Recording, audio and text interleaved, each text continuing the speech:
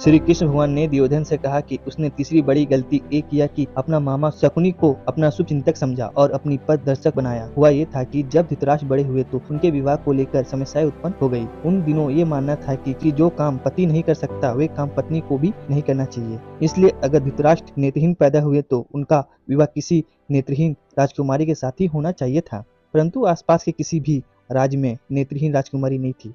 इसलिए ये तय हुआ कि किसी भी राजकुमारी से धृतराष्ट्र का विवाह कराकर उसकी आंखों में जीवन भर के लिए पट्टी बांध दी जाए।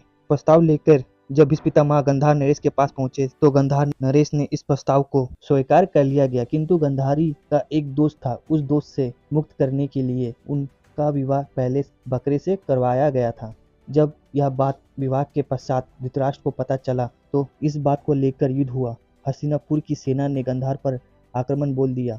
गांधार नरेश और उनके 100 पुत्रों को बंदी बना लिया गया। बंदी बनाने के बाद सभी को भोजन के रूप में हर रोज कुछ ही दाने दिए जाते थे। इतना कम भोजन पाकर गांधार नरेश और उनके 100 बेटे समझ गए कि अब तो उनका मृत्यु निश्चित है। इसलिए उन्होंने अपने सारे दाने इकट्ठा किए और अपने सबसे चतुर भाई को भोजन देकर जीवित रखा। वे चतुर भाई था शकुनी।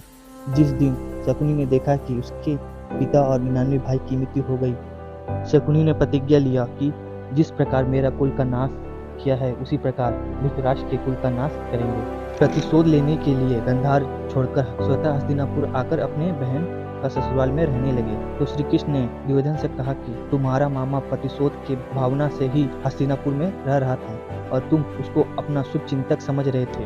ये तुम्हारी तीसरी सबसे बड़ी भूल थी। उसने तुम पर किया सम्मोहन, बना तुम्हारा प्रतिपालन, सींच रहा था विष से तुमको जब से तुम थे नन्हे बालक।